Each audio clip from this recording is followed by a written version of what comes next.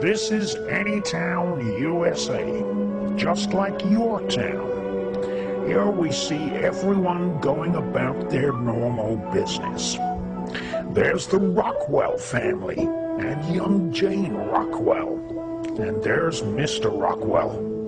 Like many Americans, Mr. Rockwell has a secret. He's a member of a secret society who perform rituals in secret every week. Tonight, in a city, town, or small village near you, millions of men, and some women, will wear uniforms with strange occult symbols on them. The meetings will be held in utter secrecy. Only those who know the correct handshake and passwords will be allowed entry to these rituals. Ancient rituals venerating the memory of King Solomon of ancient Israel will take place. Hymns will be sung, which contain the names of gods and evil demons. Medals and swords will be awarded to members who attain the rank of knight, prince, duke, or even grand dragon. This film is about the global network of people who are members of secret societies, who, either knowingly or unknowingly, are members of the Brotherhood of the Beast.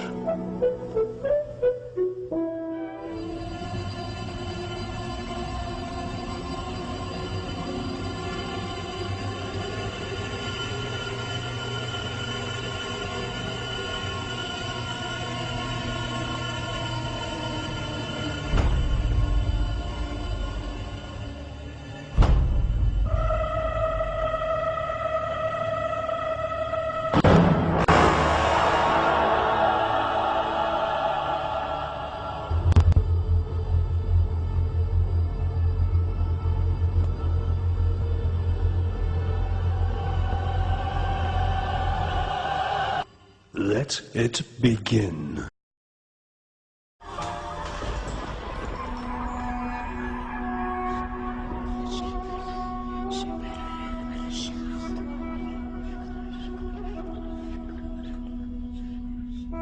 The Persian Gulf is not only rich in oil, it is also rich in ancient wisdom. Long before Muhammad and the birth of Islam, Palestine, Lebanon, Syria, Iran, and also Iraq were the home to thousands of mystery schools.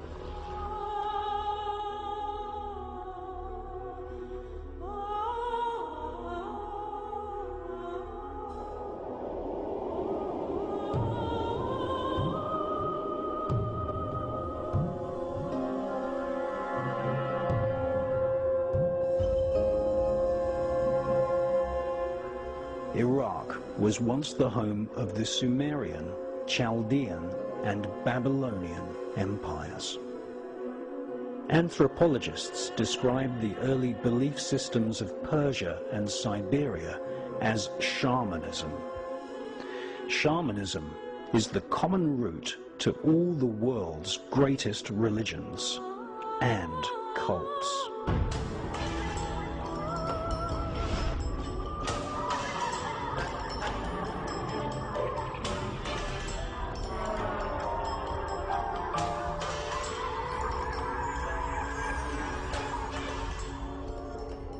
In the ancient world, long before Christians, Jews, and Muslims formed their sects in Jerusalem, there was a belief in the spirits of nature and the spirits of the stars.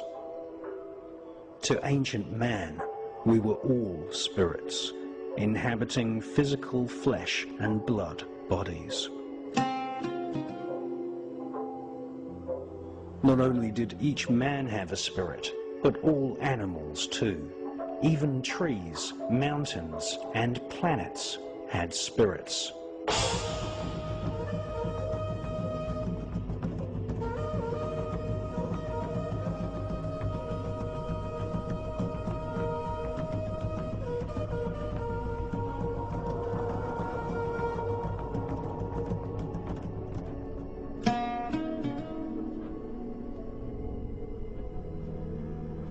In order to see these spirits in the mind's eye, mystics the world over began experimenting with various hallucinogenic plants, roots, mushrooms, vines, and flowers.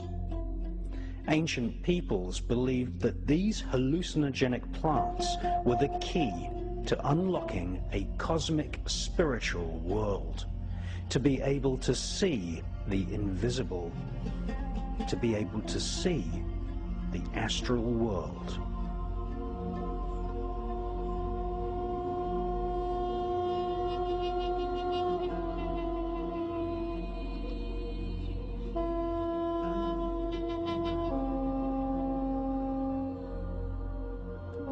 Shamans taught that the spirits of our ancestors and animals and plants were knowledgeable in all things. If you were ill and consulted a shaman doctor, it was the doctor who drank the potion, not the patient. The shaman doctor would then summon spirits of ancestors who would psychically look into the body of the patient. In another case, a spirit of a plant may make itself known to the shaman doctor and volunteer to be the cure. Welcome to the strange world of shamanic magic.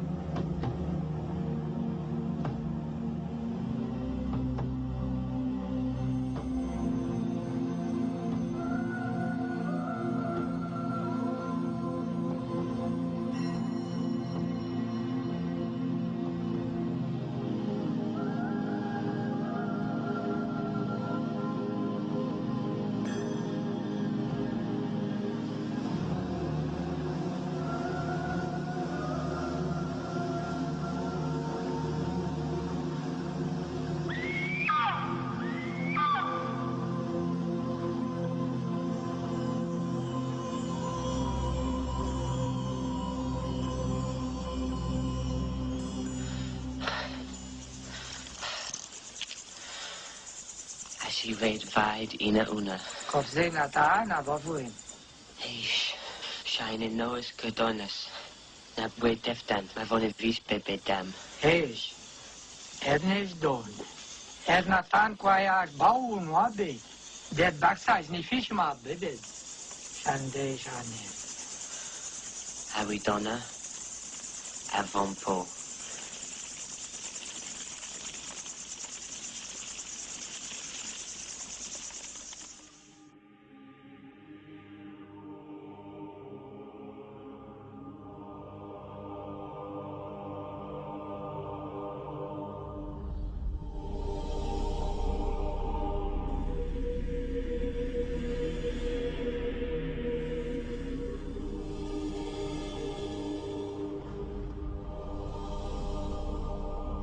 In the Persian Gulf, a particular form of shamanism developed, which was called the working of the chariot. This form of shamanism gave birth to Judaism, which was taught at mystery schools in ancient Babylon, which is today's modern-day Iraq.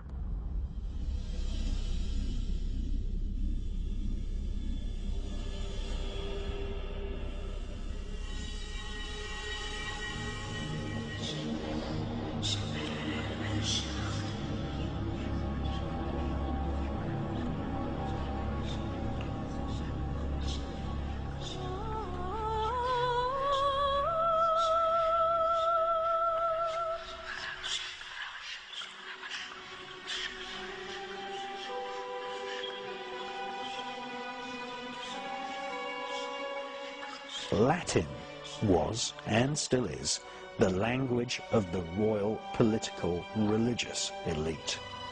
Spirits were conjured upon payment to the magician and summoned to give information on enemies and even cause direct harm to individuals or even an entire army.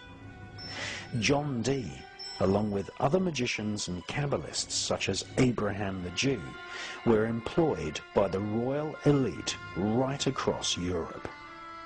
Their roles in the secret history of the royal political elite predated the present trend of employing remote viewers and clairvoyants in the CIA and Her Majesty's intelligence services.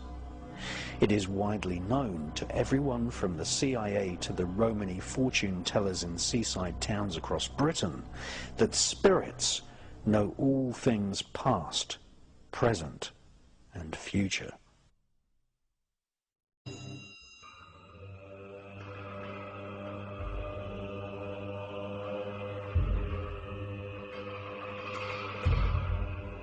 The techniques for summoning spirits include strange vocal sounds, which were often repeated, causing the magician to get out of breath and enter an altered state of consciousness.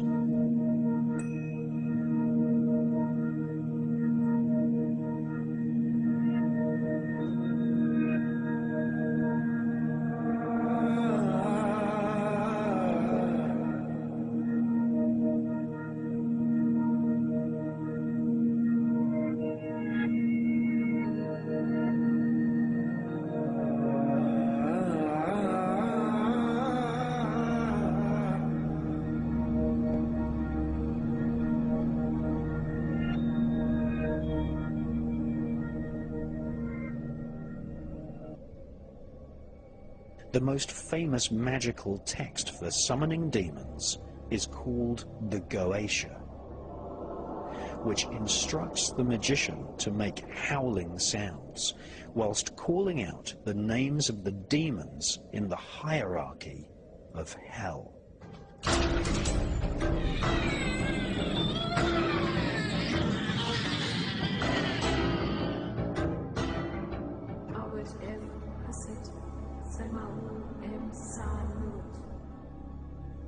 In medieval Europe, the Goetia became known as the Book of Howling. Sound is one of the most important elements in magical spells. To this day, modern science cannot explain the fact that certain melodies, harmonies, and pieces of music can excite the emotions of a person. Spirits are likewise emotionally excited with certain sounds and tend to gather into a temple or house wherever particular sounds are heard. Sound can be used to increase emotions, and at Waco, Texas, and Guantanamo Bay in Cuba, sound and music have been used as a torture weapon.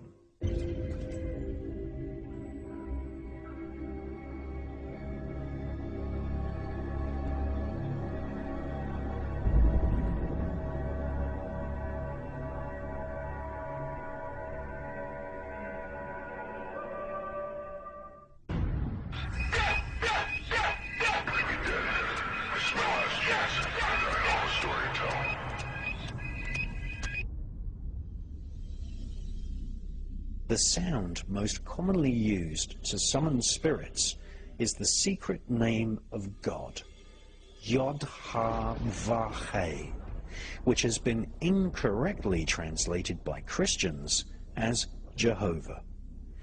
Another, even more secret name for God is the Shem-Ham-Forash, which Moses recited in order to part the Red Sea. The full version of Shem-Ham-Forash has 72 letters, exactly the same number of evil spirits which are described in the most famous grimoire, the Goetia. Similarly, Buddhists and Hindus on the Indian subcontinent recite mantras in order to attract spirits.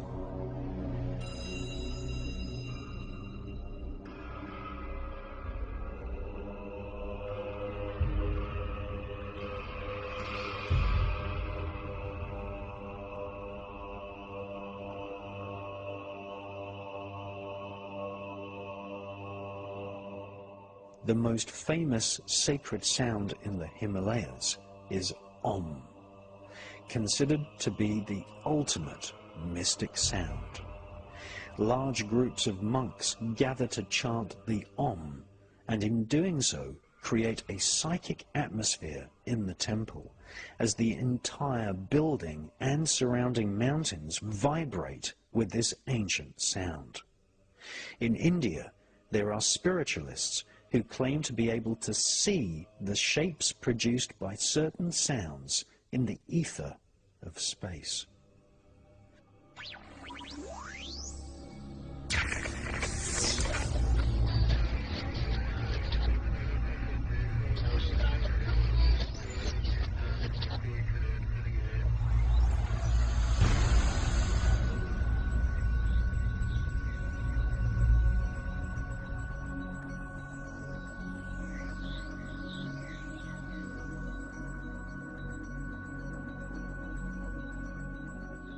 Modern science has confirmed that each planet and star broadcasts sounds in frequencies which the human ear cannot normally detect.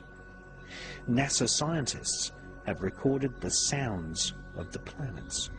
Many of these droning and humming sounds resemble the Om mantra of India and the chanting of Jewish Kabbalists.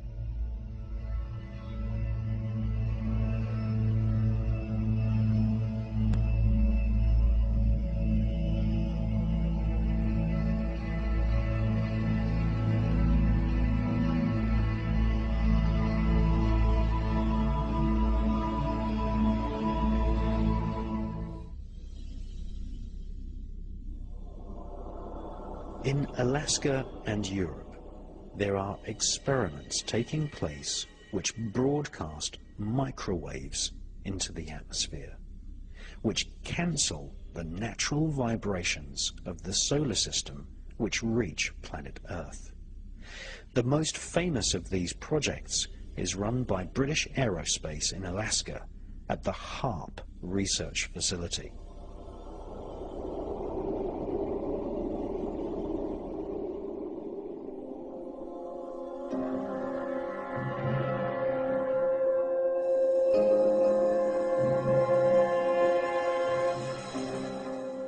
HARP uses technologies invented by Nikola Tesla.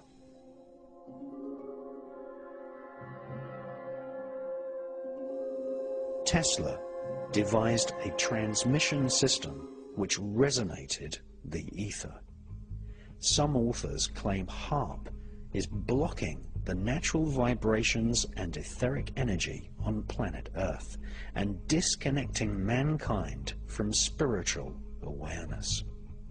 The sounds and words used in magical spells are designed to attract specific spirits.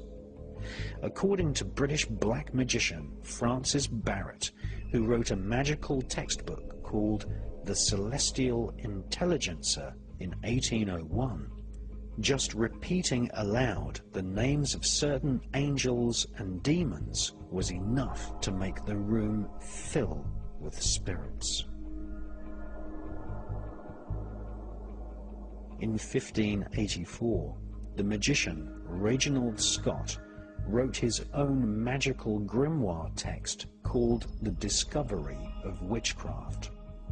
Reginald Scott studied one of the most famous grimoires called the Chaldean Oracles of Zoroaster, which has existed for at least 1,500 years. This ancient text contains the so-called barbarous words of evocation. These are sounds rather than identifiable words. They consist of connected syllables which have no meaning in any known language, but are written using ancient sigils or symbols which evolved from ancient Israel, Egypt, and Babylon. Reginald Scott's book is a list of names of spirits which are to be called out and chanted in a certain order. These lists of spirit names are called litanies. Many magical texts are just simple lists or litanies of the names of planets, angels, spirits, and demons. Just like a computer program is just a list of commands, so too is a magic spell for summoning spirits. Magicians chant and recite these complex lists of names whilst visualizing the magic circle being filled with spirits. Many privately owned magical textbooks were written on consecrated vellum. Often the ink was made from human blood. Some of these books were so effective at summoning spirits that merely opening the book would cause spirits to congregate and ask, "What does the master desire to know?" Many magicians believe that the ancient sigils and talisman designs representing the barbarous names of evocation are the actual vessels in which the spirits live. Alongside the spells of the grimoires, magicians are instructed to recite psalms, which are an important part of calling demons into the temple.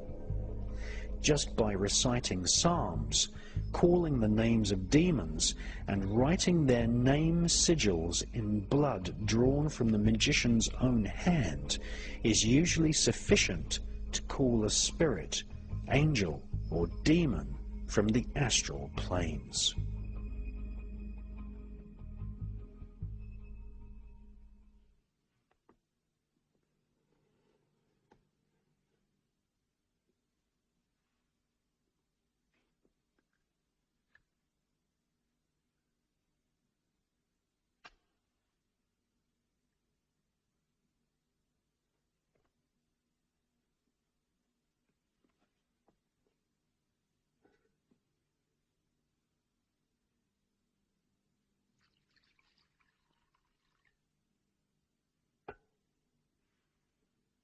What now? Now, you wait.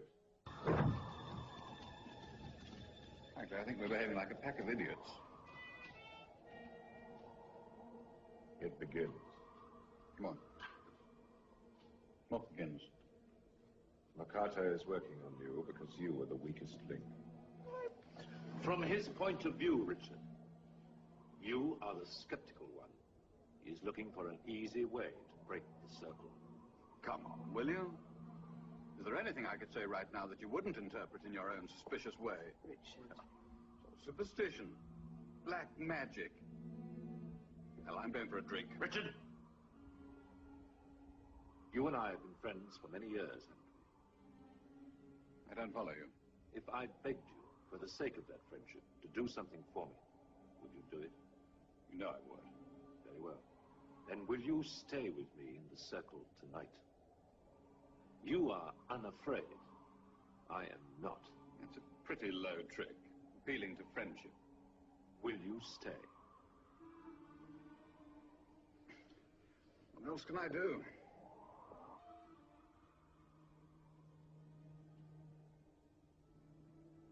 Wish we had some water. We have. What? Yeah. Yes.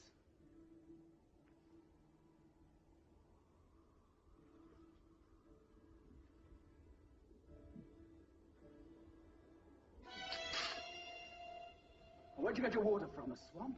What? Taste it. No, don't touch it. Oh, it's some fresh. No! That's exactly what he wanted to do.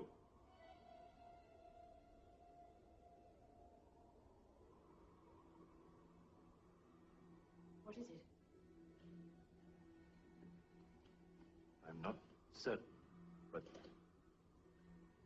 What? the lights. Well, what about the lights? They seem to be dimmer. Not? Yes. I don't know what you're...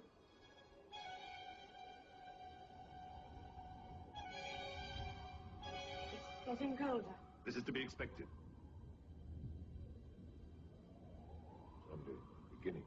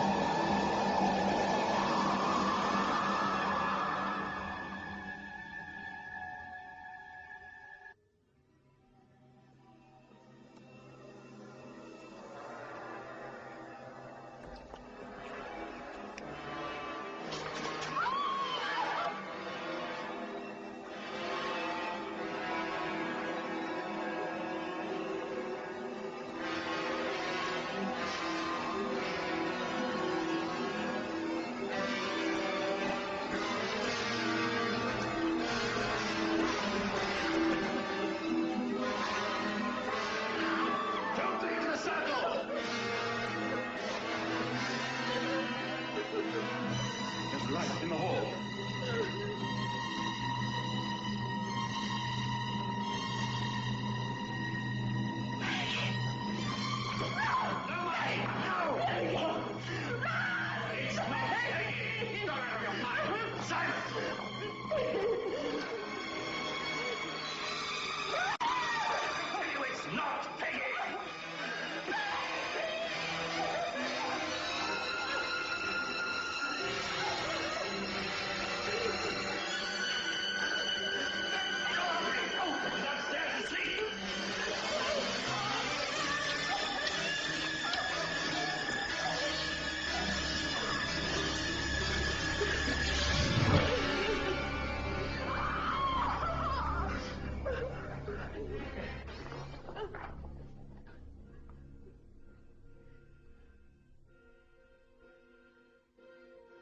Can't we do anything but just stand here? Isn't there any way of fighting back? Only one. What? The last two lines of the Susama ritual. God's sake, then what are you waiting for? I daren't use them until our very souls are in peril of destruction. To do so would destroy us as effectively as it would stop Makata. It can alter time and space.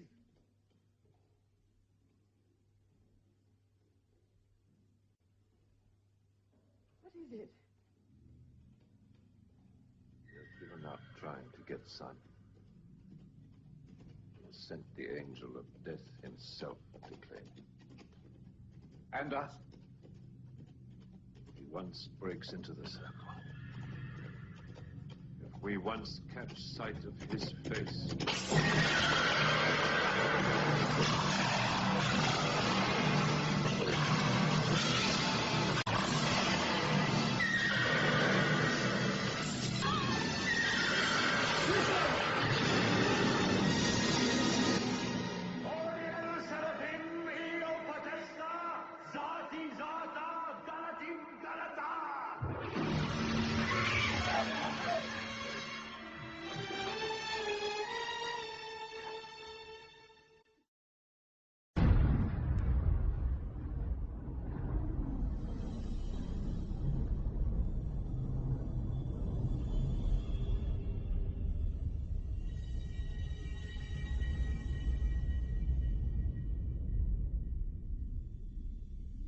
In the city of Angers, in northwestern France, there hangs the world's largest tapestry. The tapestry depicts the multi-headed devil in the form of a red dragon, and many scenes which illustrate the final book of the Holy Bible. The full title of this book is John's Book of the Revelation of the Apocalypse, which describes the future end of the world. It was dictated to the apostle known as John, as he lay with his head inserted into a niche in a cavern on the Greek island of Patmos. The entire book of Revelation was dictated to John by spirits. The Angers tapestry hangs in the castle once owned by the Angevin royal dynasty, who controlled thrones in France. It was in this part of France that many of the grimoires were published. The door to Angers Cathedral features sigils found in the grimoires. Many churches and cathedrals throughout Europe and Britain are actually Kabbalistic magical temples masquerading as churches.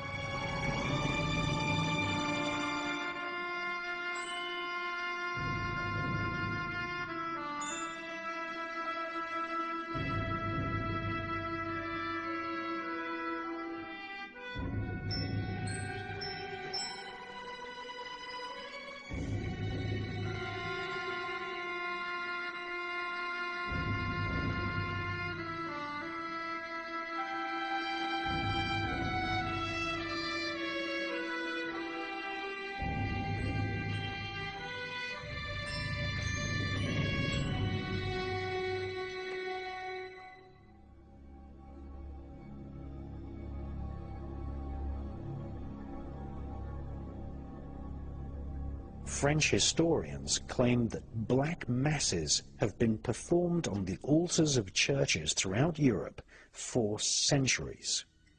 In Great Britain, many churches allow their facilities to be used by Freemasons without realizing that the psalms of Freemasonry are the exact same psalms which are chanted by magicians who wrote the magical grimoires. These psalms are fundamental to the art of summoning spirits and demons. Whilst medieval witch hunts forced herbalists into hiding from the Vatican's bloodthirsty inquisitions, the royal Angevin elite in France resided in their castles, studying the intense imagery of the Revelation, where the devil is a shape-shifting, multi-headed red dragon.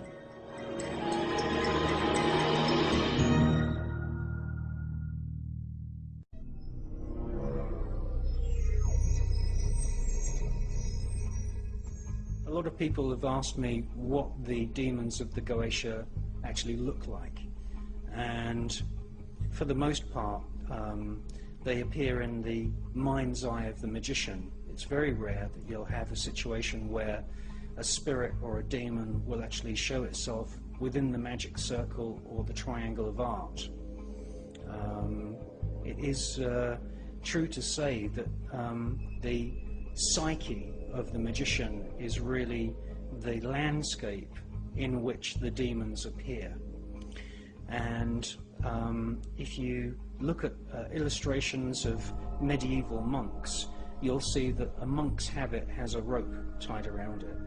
Now, this is a tradition that's come from the mystery schools of Sumeria, which is Babylon, that's ancient Iraq. And really it's the Chaldean, Sumerian and Babylonian priests who are the experts in defining what we call high ceremonial magic. And what they used to do is they used to actually create a circle on the ground using a piece of cord. And this circle was really an extension of the aura of the magician, and it was a visual aid to the magician to say to the spirits, this is my domain, this is my aura, and this circle protects me from you. Now, at the end of every single magical ritual, you should actually give the spirits a license to depart. And the most common form of that would be to say to the spirits, leave me now. If you've given the spirits some kind of command or instruction, you say, go forth and do my will, and please leave now. That means leave the temple, leave the ritual space, and leave me alone in good peace. Now, there is always this danger that you're going to invoke or summon a spirit or a demon, and at the end of the ritual, the demon will hang around, and this is when you get spirit possession. This is when things get very, very nasty. And so what the Chaldean, Babylonian magicians used to do is they used to pick up the cord that was used to make the protective magic circle on the ground, and for extra protection for the days after the ritual had ended, they used to wrap the cord around their waists. And this is why very commonly you see illustrations of medieval monks with the long gown. That was very typical of what magicians used to wear, with a cord wrapped around their waists.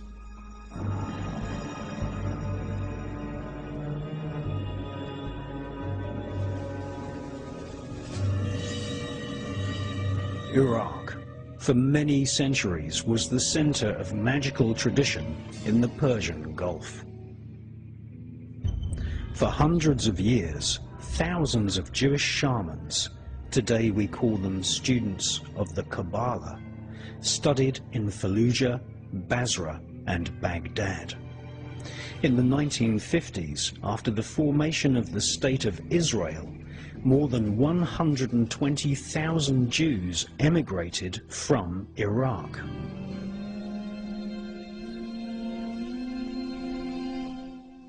Iraq is not only the crucible of creation, but Iraq was also the birthplace of Kabbalistic, Chaldean, and Babylonian magic.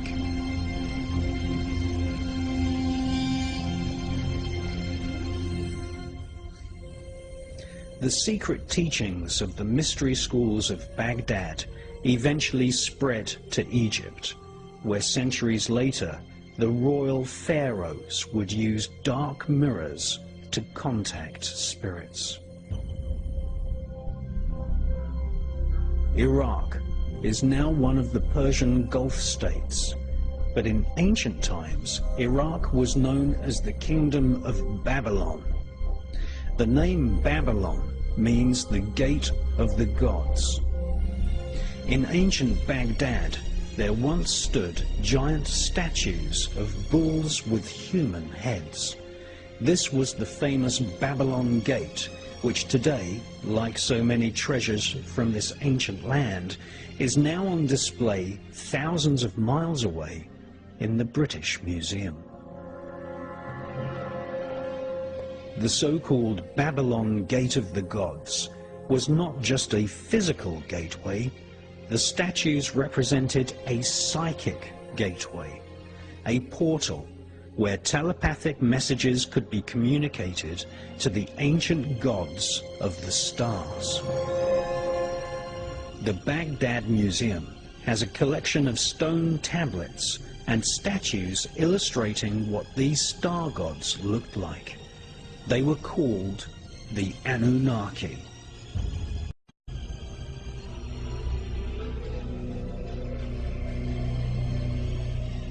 Just recently, thousands of ancient artifacts were looted from the Baghdad Museum, and some of these artifacts, many of them portraying the Anunnaki star gods, have been handed into the authorities, having been dumped on roadsides in the USA.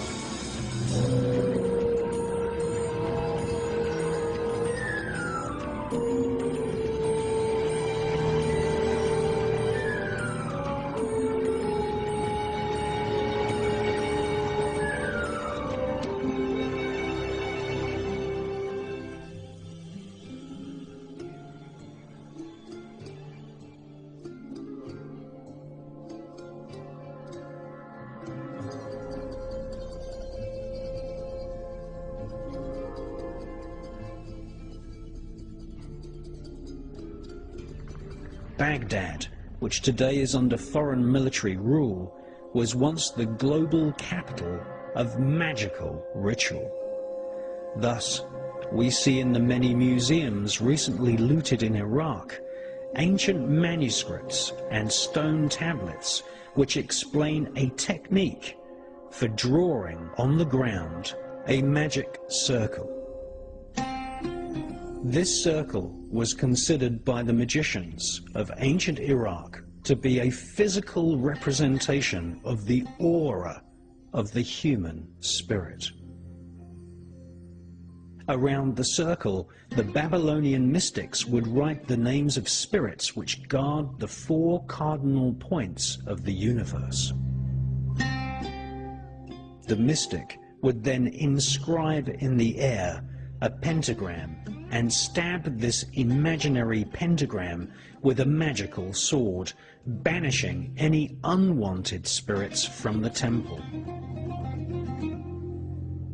Bait, in the form of little gifts or offerings, would be laid out on a table inside the circle, and the name of the spirit which the mystic wanted to converse with would be chanted. A piece of polished metal or glass was used to see or scry the faces of spirits. This became known as the dark mirror, and it became widely used by magicians working for the Egyptian royals, by the Oracle of Tibet, and also used to divine the most appropriate date for the coronation of Elizabeth I by her royal astrologer, Dr. John Dee. John Dee's dark mirror was recently on display at the Science Museum in London.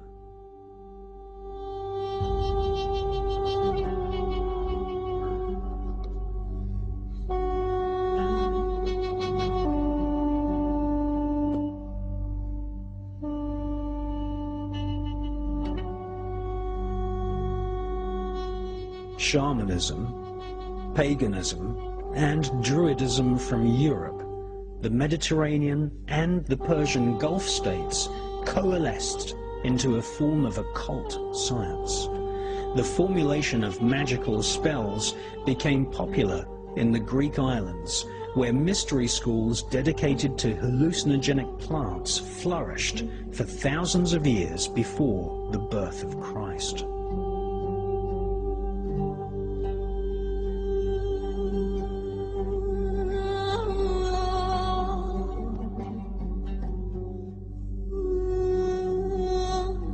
Archaeologists have uncovered magical papyri written in Greek which call forth spirits to aid healing, obtaining visions of the spirit world, exorcism, the attainment of beauty and love, and the destruction of enemies. These Greek magical spells influenced magical tradition across the Holy Lands and later influenced magical texts published in medieval Europe. The names of the spirits invoked in these magical ceremonies had to be called out accurately, with the correct pronunciation, in order to summon the correct spirit. In other words, the magician had to be good at grammar. And these European magical spells became known as grimoires, which is an old French term for grammar. If you invoked the wrong name, then you would end up invoking perhaps an astral corpse or an imposter spirit.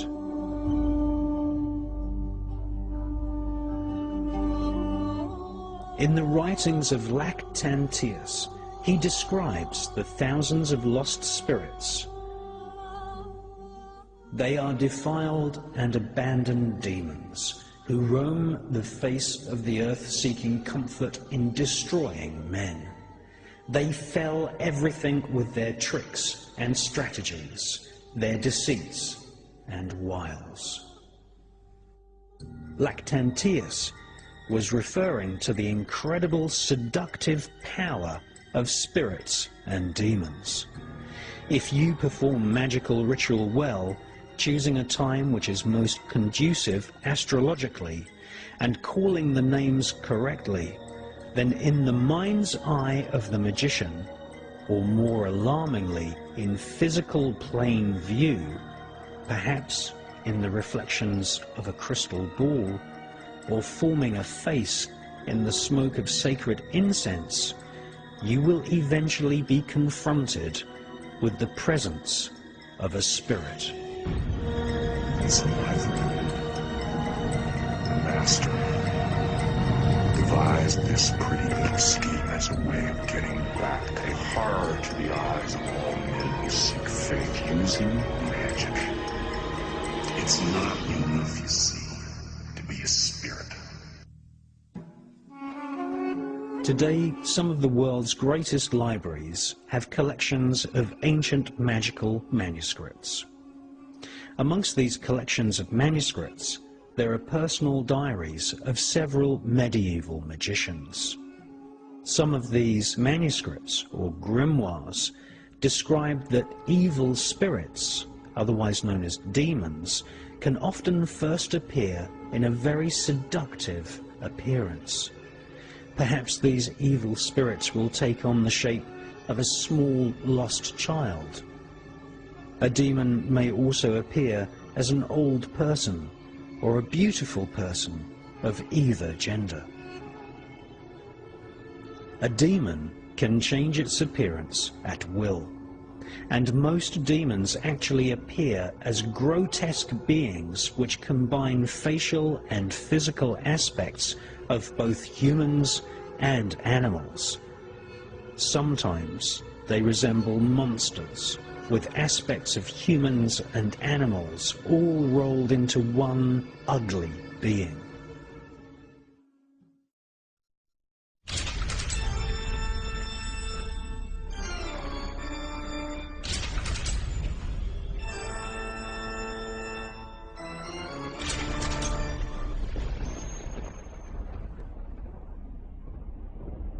If you want to see what the demons look like, then you only have to visit any of the cathedrals and churches built by the Knights Templar. They built churches and cathedrals all over Europe in the 11th, 12th and 13th centuries. So-called gargoyles are actually representations of the demon spirits described in the ancient book of Howling, otherwise known as the Goetia.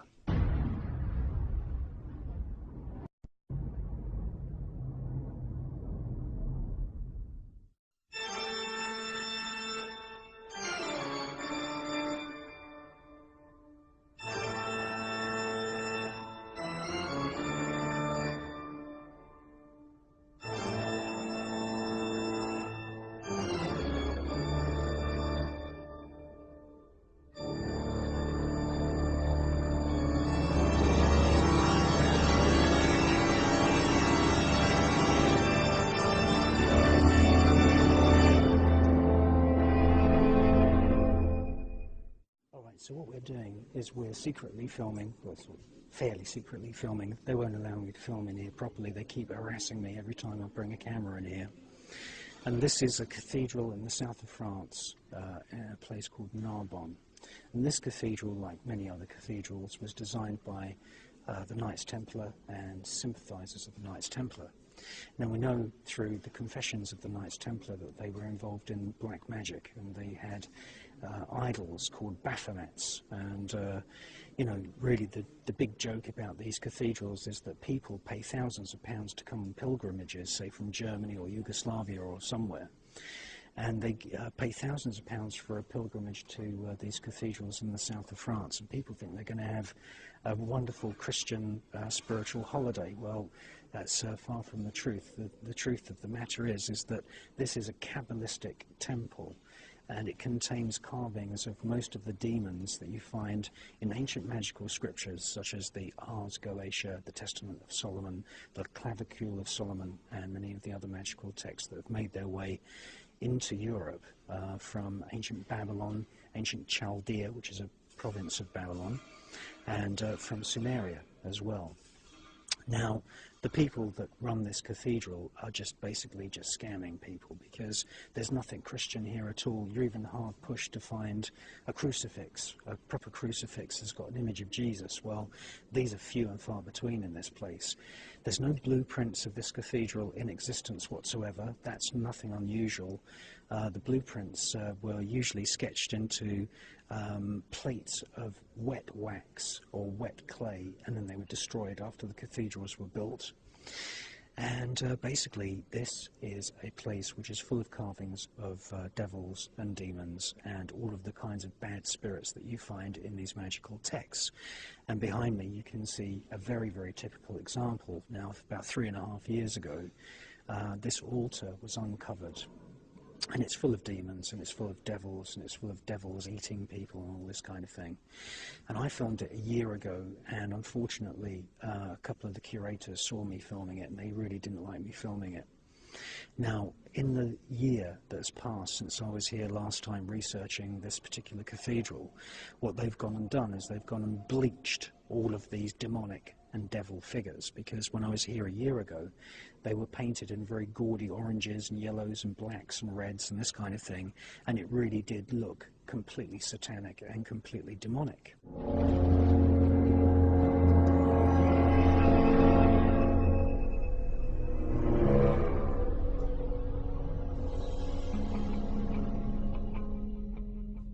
So what they've done in the last year is they've gone and bleached all of that paint off to try and make it sort of blend in with the rest of the cathedral. The story is that, you know, nobody knew that this altar, I call it an altar of the Black Mass, the story is that nobody knew that this altar even existed, and they were doing a bit of renovation work here, and 3.5 years ago, oh hey presto, oh we've all of a sudden found this altar which is full of demons and devils and this kind of thing.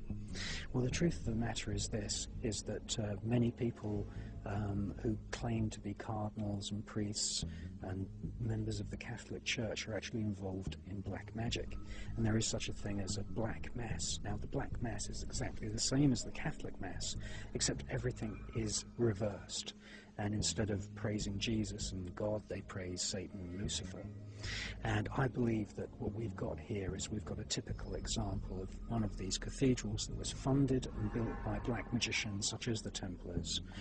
And we've got an altar here, which is where black masses would have taken place. And you see humans being eaten by demons and this kind of thing.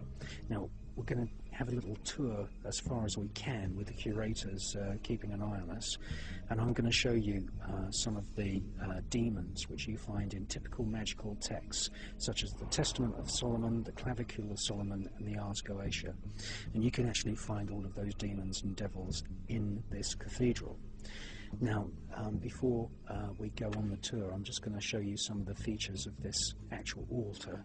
And the thing to bear in mind is that this would have been used, this altar, with the statues of the demons and the devil, would have been used as some kind of visual aid to a satanic priest who would have, you know, explained to people, this is what the devil looks like, you know, these are the demons, and probably given their names.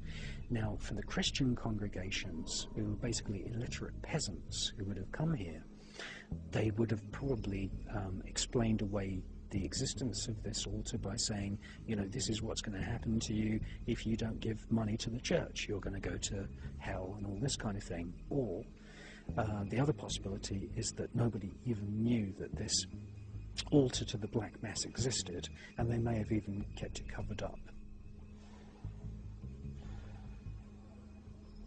It's not until you zoom in that you can really see how evil the whole thing is.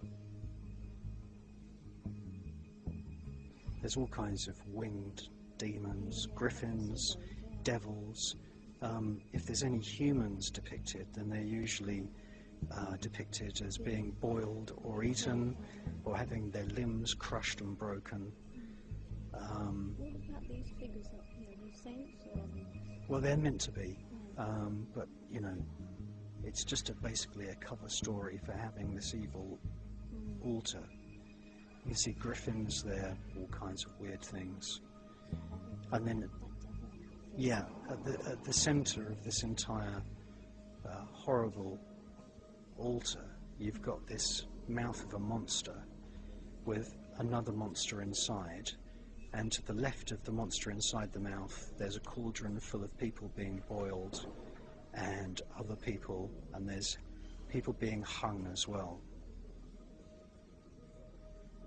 You may, ask yourself, what's this actually doing in a church? It's so evil. It's like a kind of medieval version of a Hammer House of Horror movie. There's a cartload of people that are going to be probably eaten or killed in some horrible fashion. And it's important to remember that the Knights Templar were very, very much involved in the design of these kinds of cathedrals, and it's no wonder that guilds of Freemasons were formed, and they secretly worked on these buildings and then destroyed all of the blueprints. But all the paint, as you can see behind, it was painted in very, very gaudy colours, and what's happened in the year since I was here last is that all that paint's been bleached off to try and make it blend in with the rest of the cathedral, I suppose in order to stop people like me from asking awkward questions. Now the cover story is that you've got, some kind of Mary and Jesus figure standing on top of the devil. But as far as I'm concerned, it's strange that this altar was covered up and not known about up until 3.5 years ago.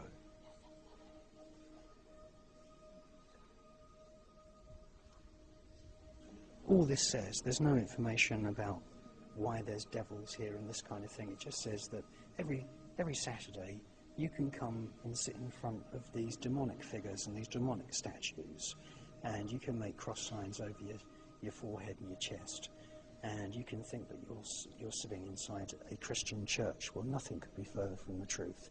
Why, out of all of these individual chapels in this gigantic cathedral, have they chosen this particular demonic kind of altar to have all of the Christian ceremonies? And the interesting thing is that right behind, and I'll just go over there, is that we have some very, very interesting skull and crossbones iconography.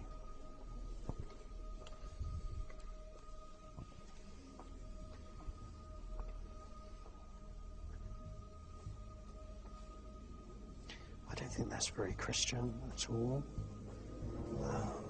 The expressions on these monks, if indeed they are monks, I believe that they could be Knights Templar. As you can see, their expressions are very, very strange. They're passing on some kind of information to each other, or they're being given information, and the information they're being given is not to their liking. And there's some more of them here. These are very, very sort of demonic, nasty looking kind of monk figures. And they don't look happy at all. So you've got 6 very elaborate carvings there. Not a single one of these figures is happy. Now, to the left of these 6 rather dissatisfied, nasty looking monks, if that's indeed what they are, they look like black magicians to me, is that you have this even more scary face, which is passed off as being a cherub. Well, that's not a cherub at all.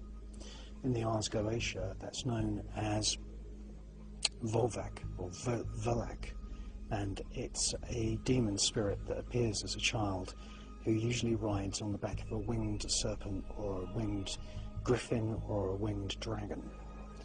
And so you can see that that is not the happy face of a cherub. It's been deliberately carved as an evil face, and in the left hand pupil you can see that very clearly. And you say, well, where's the dragon? If that's meant to be Volak or Volvac from the Goetia, where's the dragon? Well, the dragon is right here. There's 2 of them in symmetry. So that does not fit into the idea of a of an angel or a cherub. It's very, very demonic, and that sits on top of a plaque which has very, very serious and nasty skull and bones iconography.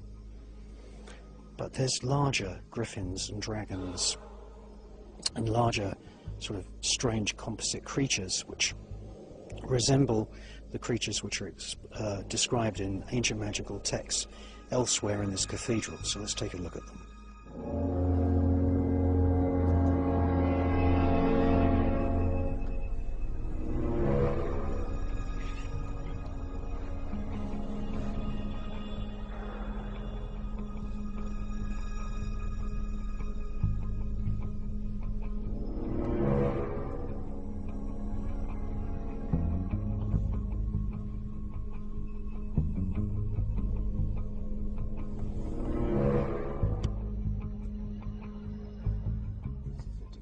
Composite creature which is described in the Goetia. The feet of some character is meant to be some pious contributor to the church, and the curators really don't like me pointing out this kind of thing, but that's obviously not a dog, it's some demonic creature. It's very, very typical of the kinds of things that you see described in the Ars Goetia. Again, this is another example of the kinds of demonic things that are slipped in and unnoticed in all of these so-called Christian places. There's a kind of decapitated head. It's a deformed, strange head in one of these tapestries. Of course, that goes completely unnoticed by most people that come here.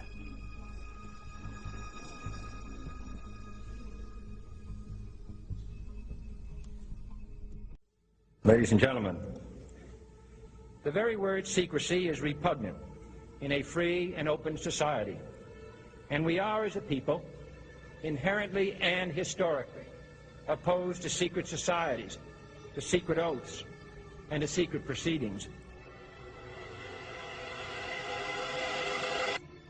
JFK was the last truly popular president of the United States of America. Assassination is used to adjust the outcomes of elections.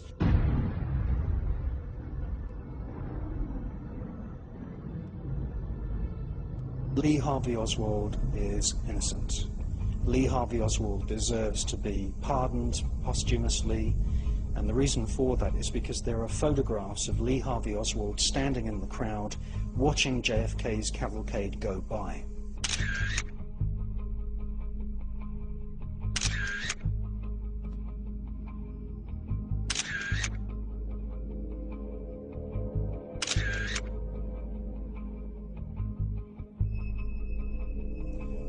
Because of these photos, it is obvious that Lee Harvey Oswald was framed.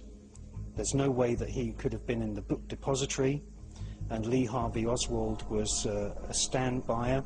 He was just in the crowd, and he watched the motorcade go by, so there's no way that he could have actually played any part whatsoever in the actual firing of the shots that killed JFK.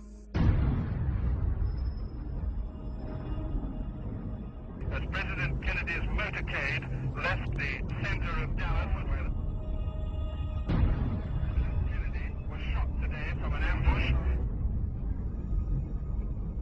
We see Jackie Kennedy leap to the back of the car, and what she's doing, she's trying to collect and save parts of her husband's brain.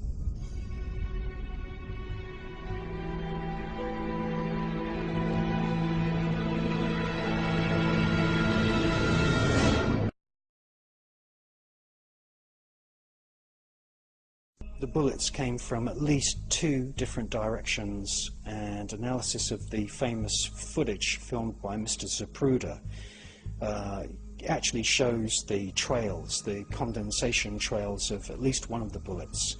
And the bullets came in from 2 different angles, which means that there must have been a minimum of 2 assassins.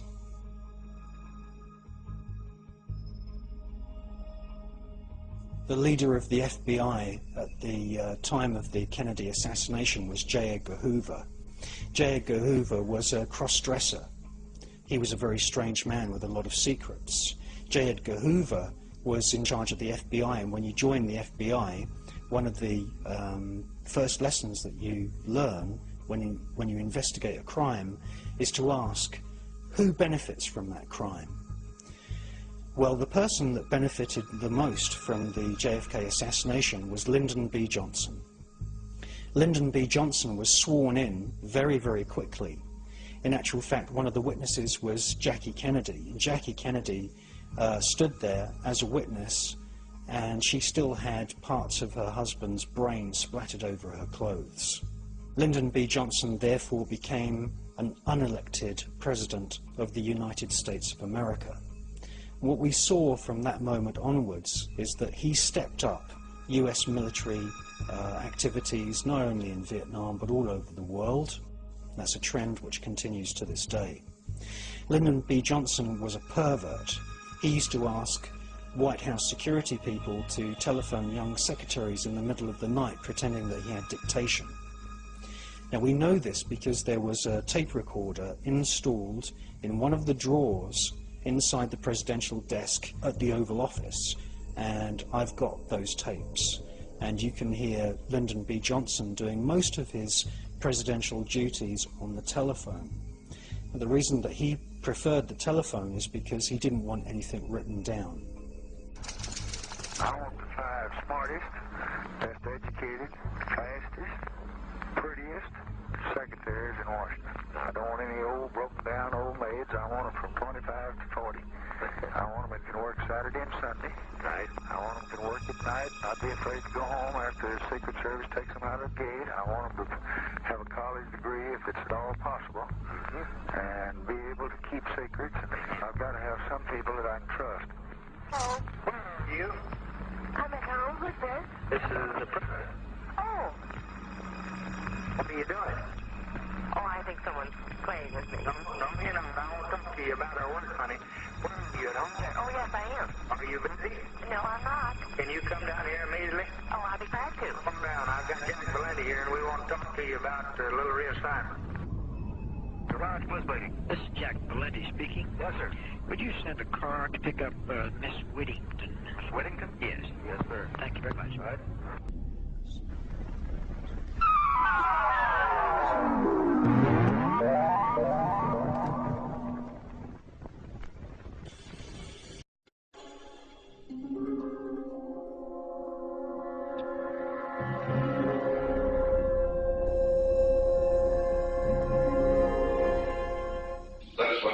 Let's look at Northern California. You understand? Yeah. You know what's happened since San Francisco is gone. It's clear over. I know that, but it isn't just down in the randy part of town. But the upper class of San Francisco is that way. The Bohemian Grove that I attend, one time at a time, the Easterners, the others have come there. But it is the most faggy goddamn thing you will ever imagine in San Francisco crowd, because it's just terrible. I mean, I don't want to shake hands with anybody in San Francisco.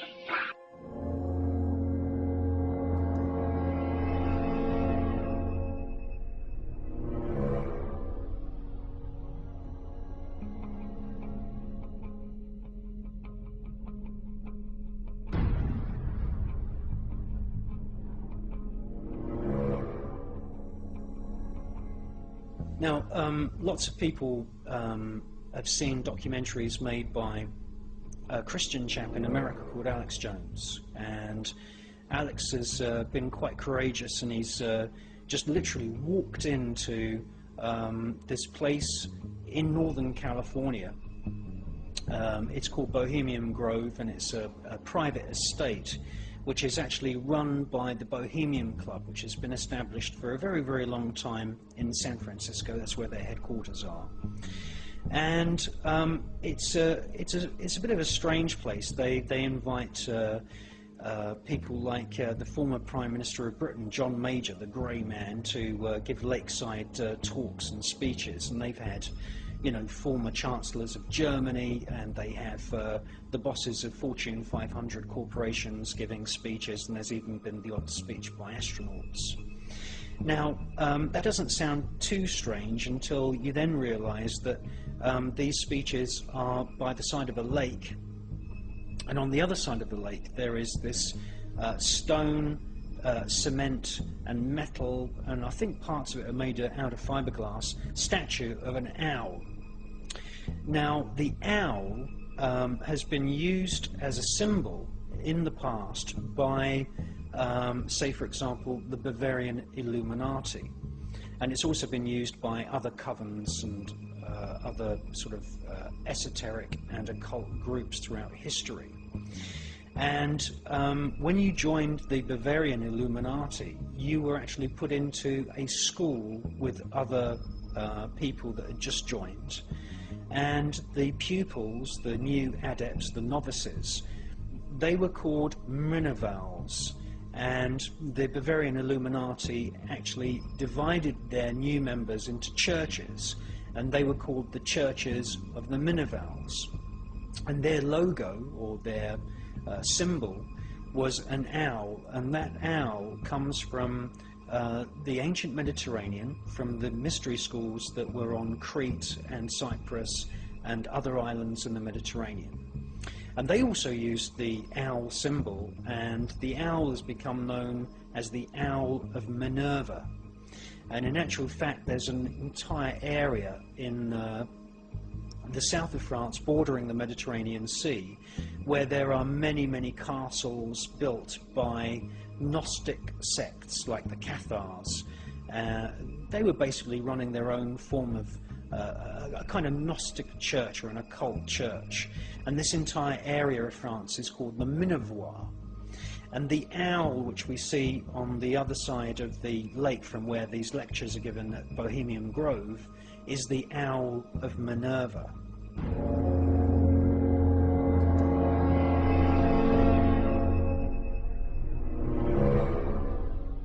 There is a small altar at the base of the owl, and on that altar we see an ever-burning flame, an everlasting flame. And that flame is coming from an Aladdin's lamp. And that is not Aladdin's lamp from the fairy tale.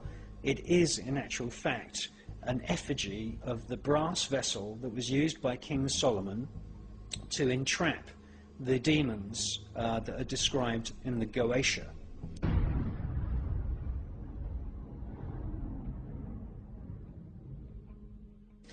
Now, where else do we see a cult using this Aladdin's lamp? Well, we see it at Yale University.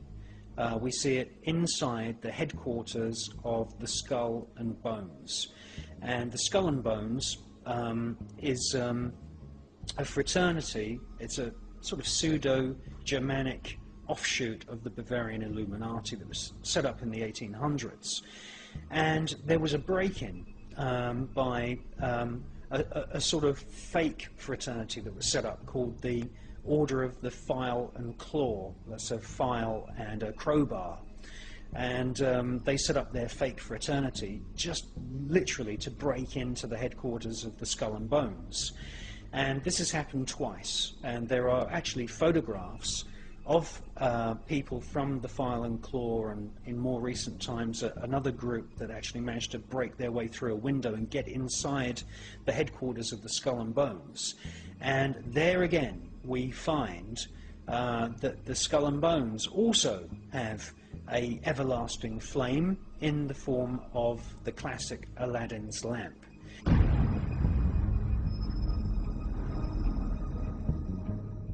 And these are signs that we are dealing with fraternities, covens, occult groups who very, very much understand the significance of the Goetia, and they very, very much understand the power of these demons.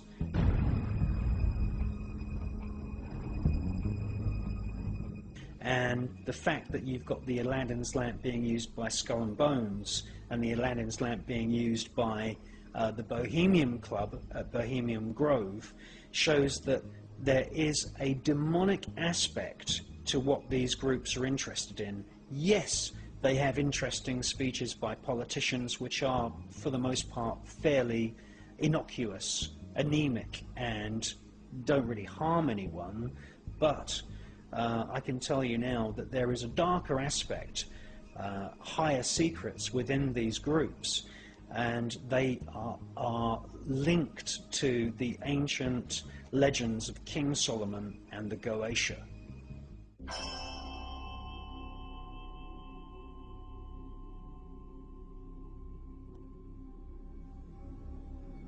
At Yale University, home to the secret society known as the Skull and Bones, which has initiated several vice presidents, senators, and presidents, there is an ancient manuscript written completely in cipher. This manuscript has never been publicly translated.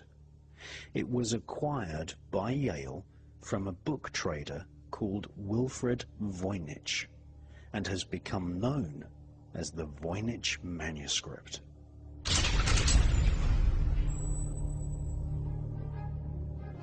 This handwritten, highly detailed manuscript was discovered by Wilfrid Voynich at Villa Mondragone near Frascati, south of Rome, more than 100 years ago. Villa Mondragone means the house of the world of dragons.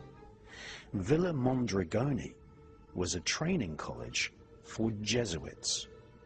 The most famous Jesuit of all time was Ignatius Loyola, whose secret society was the first to use the name Illuminati.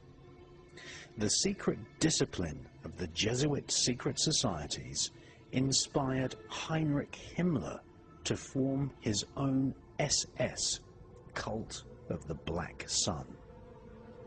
Adam Weishaupt was a Jesuit, and he formed the Bavarian Illuminati secret society based on the secret teachings of Jesuits in the 1700s.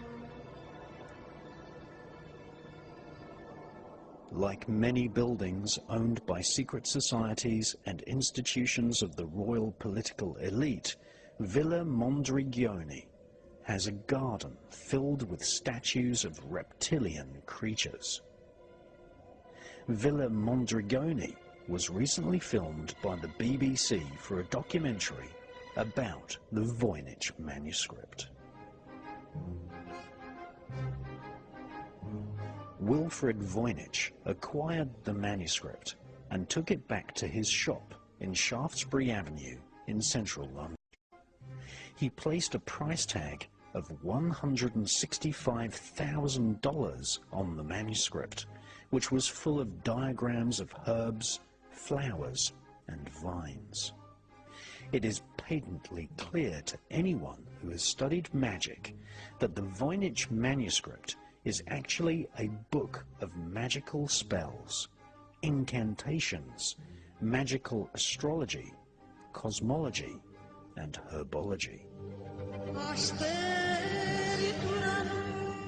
Many drawings in the Voynich manuscript feature hallucinogenic plants, such as the blue lily of the Nile, which has been confirmed by Professor Andrew Sherratt of Sheffield University as containing hallucinogenic alkaloids which create a feeling similar to modern-day ecstasy or MDMA.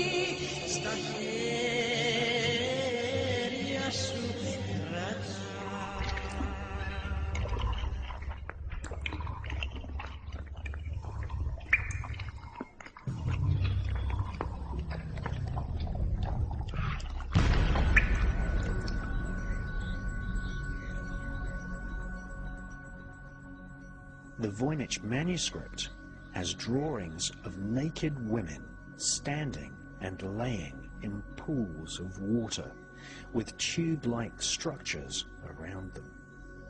These women are more than likely oracles, laying and standing in pools in underground caverns. Other diagrams in the Voynich manuscript show how to place a goat in the center of a magic circle and transform its spirit into the evil goat of Mendes, one of the ancient apparitions associated with the devil himself.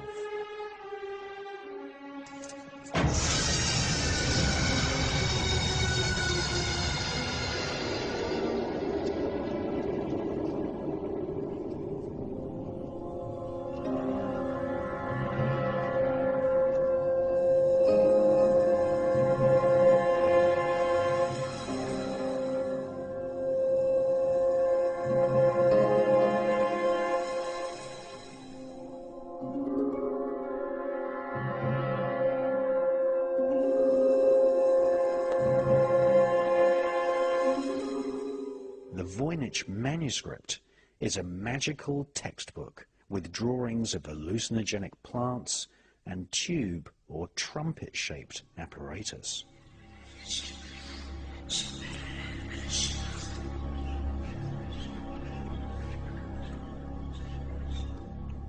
In spiritualism, it is very common that whispers from spirits are amplified using what is known as a spirit trumpet. At various underground oracle temples, crowds would sit around openings carved into the rock and listen to the amplified whispers of the oracle sitting deep within the temple.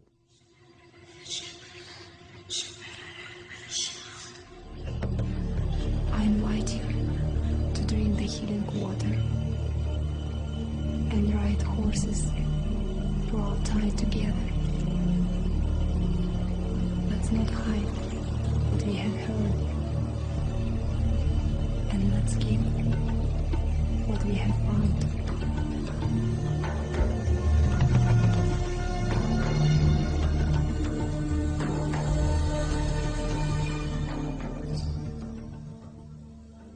The Voynich manuscript is written entirely in cipher, and there are only 3 manuscripts written entirely in code prior to the year 1500. The Voynich manuscript is one of them.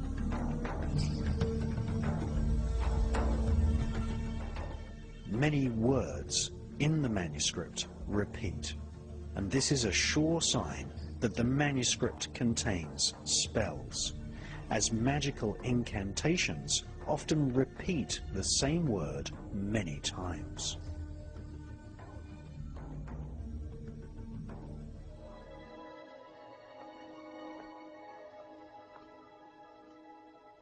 Peggy, get up.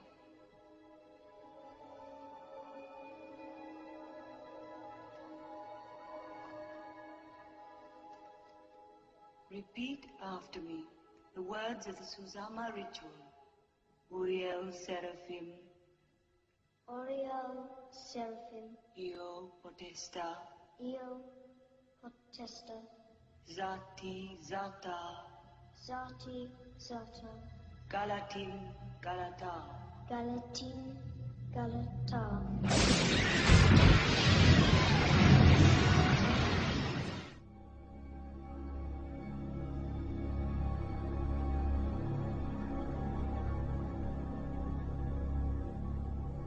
At the corner of each page of the Voynich manuscript, page numbers have been added, and the handwriting has been matched to that of Elizabethan magician Dr. John Dee and psychic medium Edward Kelly. The Voynich manuscript is perhaps the most important magical text of its age, dating from before the 15th century. It is now in the custody of the Beinecke Library at Yale University, who strictly forbid public access to the Voynich manuscript. When the BBC recently made a program and radio show about the manuscript, they were prevented from removing the manuscript from the room, and the curator refused to utter even a single word.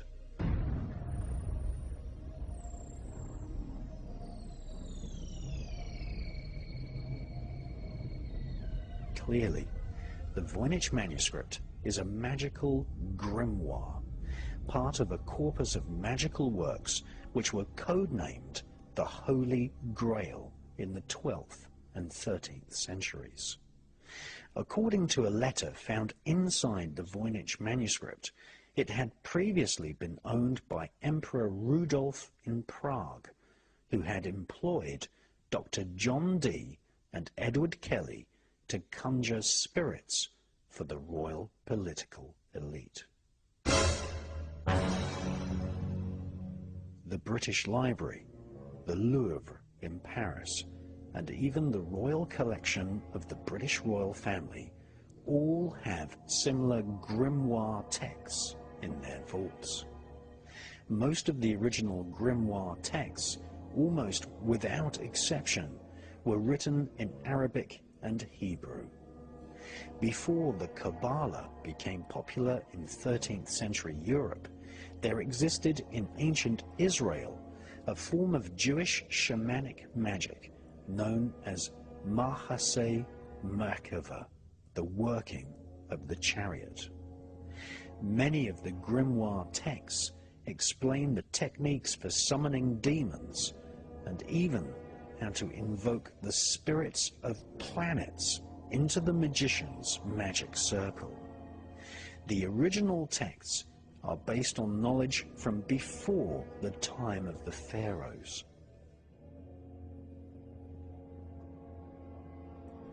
The Catholic Church formed the Inquisitions in order to control the distribution of this occult knowledge.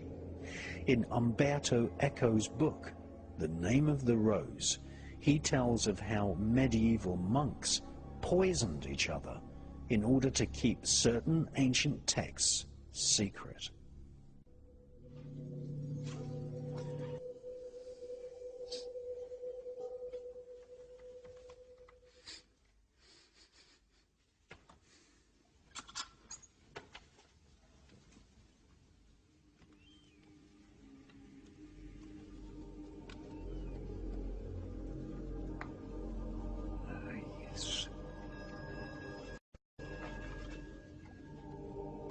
Images.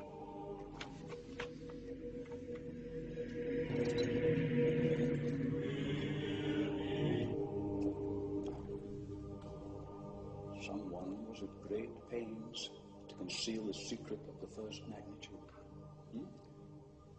The calligraphy is without question left-handed. And the only left-handed member of your community is, or rather was, Brother Berenger, the assistant librarian. Now, what kind of secret knowledge would he have been privy to? I have the feeling that you're about to tell me. Books, restricted books, spiritually dangerous books.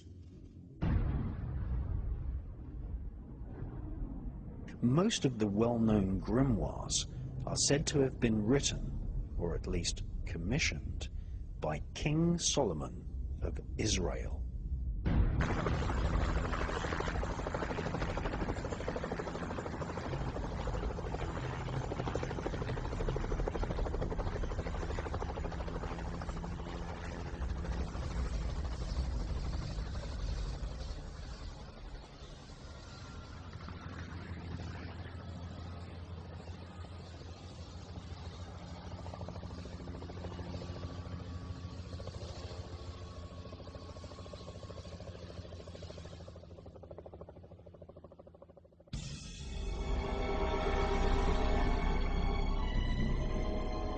Under Jewish law, it is forbidden for anyone under the age of 40 years to study the Kabbalah. However, during the medieval era, a rabbi teaching Kabbalistic studies in Narbonne, in the south of France, introduced the grimoires to a French aristocrat called Hugh de Champagne. And previously, secret Hebrew books of magic were translated into Latin and passed into the hands of non-Jews for the first time. Hugh de Champagne began demonstrating how to contact demons for European aristocrats.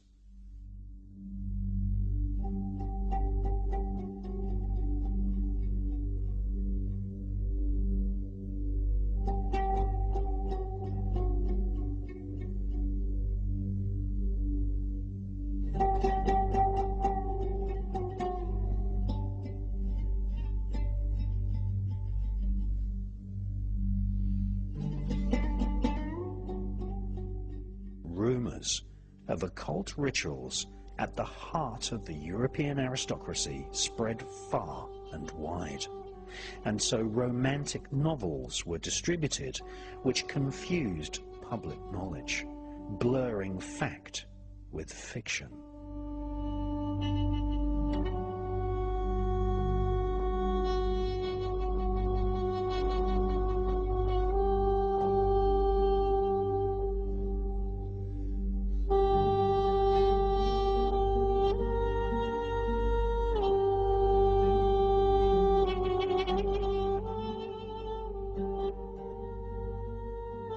These fictional accounts became known as Grail romances, and the grimoire texts were codenamed the Holy Grail.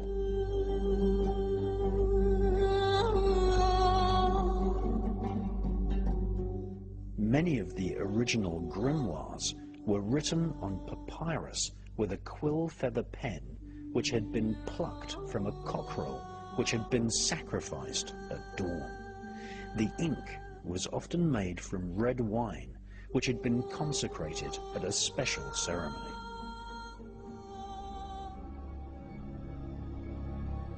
The sheets of papyrus eventually made their way into the modern world, being traded by magi from the Holy Lands who traded hallucinogenic mushrooms in the Adriatic.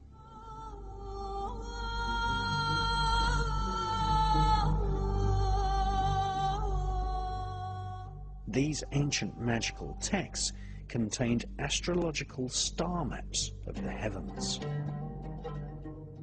described the characteristics of the stars and planets, and contained exact instructions on how to summon a spirit, angel, or demon.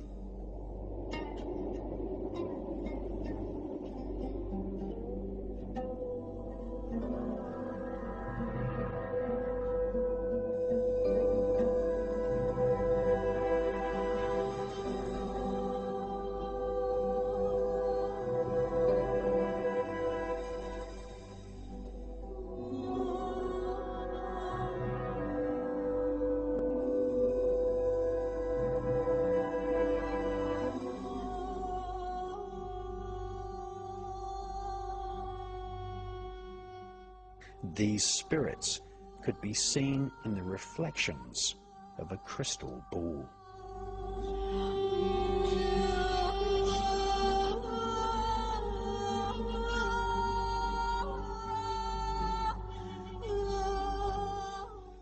When the tomb of French King Childeric was uncovered in 1653, a crystal ball was found inside, along with several dozen golden models of honeybees. Napoleon Bonaparte had these golden bees stitched onto his coronation robe. Still, to this day, the bee and the beehive are symbols of the Illuminati global network of secret societies. Once translated into Greek and Latin, these magical papyrus were bound into books and became known as the grimoires.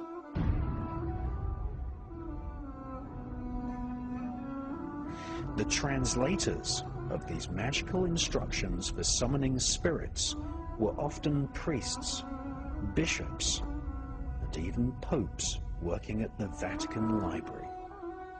Outside the hallowed walls of the Vatican, peasants were burnt alive for being interested in magic, whilst within the private reading rooms and cloisters of churches and royal palaces, magicians such as John Dee were busy at work employing the knowledge of the grimoires to contact spirits, plan wars, and inflict psychic attack on the enemies of the state. In the 1700s, the century which saw the birth of Adam Weishaupt's Illuminati secret society flourished throughout Europe, a new grimoire was published. It has become known as the Grand Grimoire of the Red Dragon. Just as we see in the tapestry of Angers, the Red Dragon is a symbolic representation of the spirit of the devil.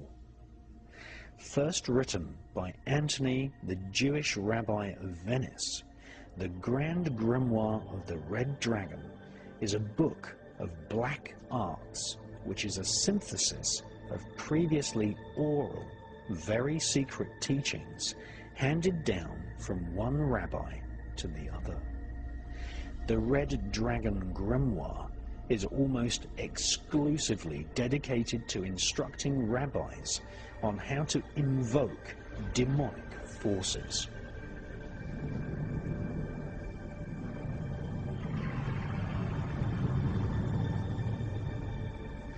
Rabbi Antonio de Veneziana claims the book was originally written by King Solomon, who is also credited with having written the Goetia, which describes how to summon any one or all of 72 demons in the hierarchy of hell.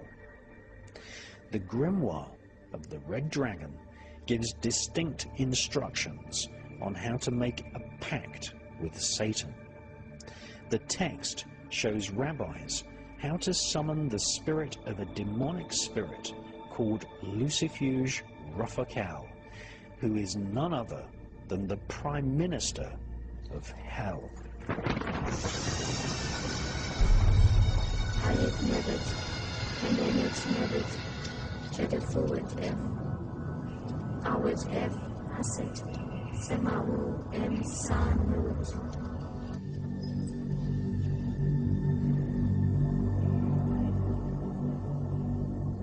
Many authors believe that the pact with the Prime Minister of Hell was originally devised in texts written or commissioned by King Solomon, and it was, up until the making of this film, one of the closest guarded secrets of the Hebrew Kabbalists. During the 1700s, the Grimoire of the Red Dragon was avidly read by the elite of Europe and the Americas.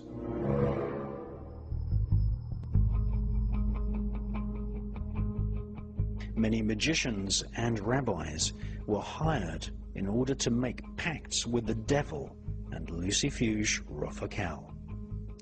The Grimoire of the Red Dragon indicates that if you serve the devil, then the rabbis following the rules of the pact will be rewarded with knowledge of where buried treasure can be found.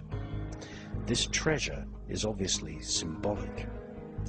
The Grimoire of the Red Dragon inspired the stories of Dr. Faustus, who was actually a real historical character.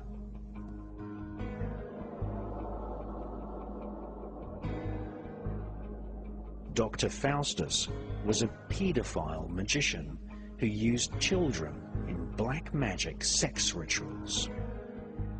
Dr. Faustus had patrons amongst the royalty and nobility of Europe.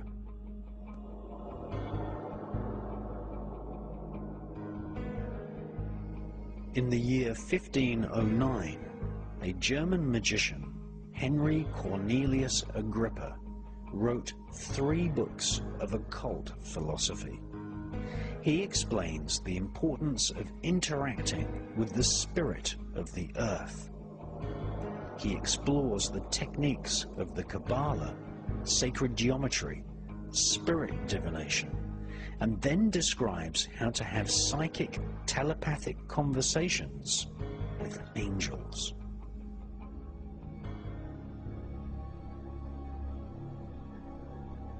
Through the publication of his 3 books of occult philosophy, Henry Cornelius Agrippa became a favored magician at the royal courts of Europe.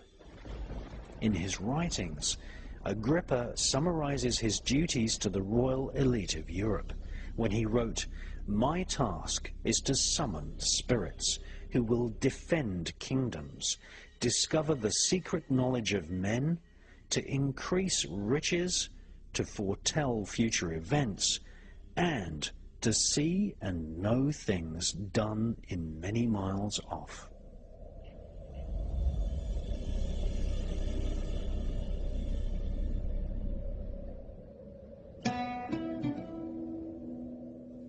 By the 1500s, the magical texts of Arabia and the Kabbalah were in the hands of magicians advising the royal court of England. Elizabethan magician and spy John Dee was born in 1527. John Dee wrote many diaries listing the rituals and ceremonies which he performed in order to have conversations with angels and demons.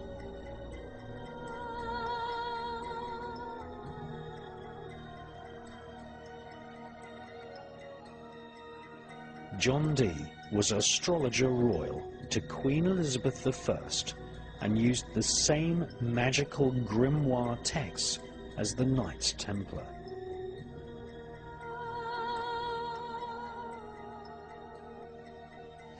Dee kept a giant library of occult books which originated in ancient Babylon and Egypt. Between 1581 and 1583, John Dee wrote 5 books of mysteries. These are now preserved at the British Museum. John Dee's mystery books are concerned with a special system of magic known as heptarchia, and how to contact the 7 archangels who stand before the throne of God. Each archangel is actually one of the 7 known planets, with each planetary angelic spirit having its own 7 subdivisions. John Dee designed what he called a holy table, onto which he mapped the angelic names and the 7 subdivisions of the astral planes on each planet of the known solar system. A special talisman rests at the center of Dee's holy table, which contains the stylized names of spirits. This wax tablet is called the Sigillum Dei Ameth, which is Latin for seal of truth.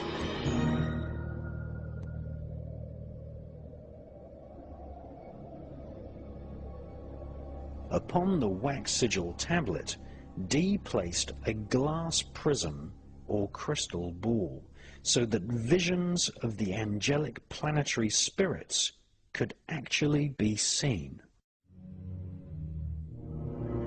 The spirits dictated immense amounts of information to John Dee and his psychic collaborator Edward Kelly. Edward Kelly was a psychic medium, and the two of them engaged in reanimating dead corpses, a form of magic known as necromancy, and they attempted to transmute metals into gold, an ancient magical art called alchemy. 2 entire books of spirit messages were dictated to Dee and Kelly, called the Book of Logeth and the Book of the Speech from God. The spirits spoke in a strange language which John Dee called Enochian. The spirits told Dee the magical sounds and words by which God himself created the universe. Between May the 28th, 1583 and September the 7th, 1607, John Dee and Edward Kelly started to receive very specific information from spirits, which included instructions on how to build a great table of the earth. This occult device was used in conjunction with specific magical sounds known as keys, which summoned spirits to Dee and Kelly. The spirits explained that planet Earth was divided into 48 regions, and each region was governed by a planetary spirit. John Dee informed his employer, Queen Elizabeth I, that any country of the world could be placed under their command simply by invoking the spirit which resided in that particular part of the world.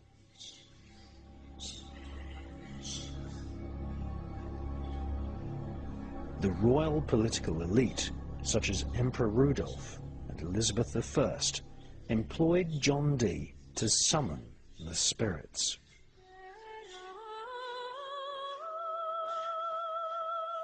According to John Dee, the spirits summoned using the grimoire texts recommended creating a new world order, where the armies and navy of Great Britain were sent out to conquer the Americas, India, Southeast Asia, and Australasia.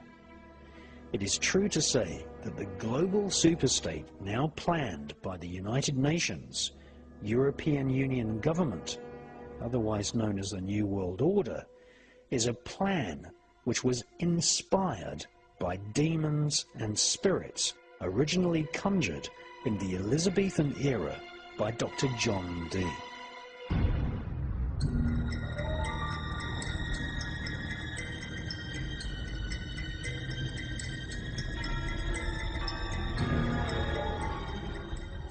John Dee wrote a manifesto for world domination, which became the single goal of the elite, a plan to enslave the world into a psychic dictatorship and to create a single one-world government ruled from Britain using magic.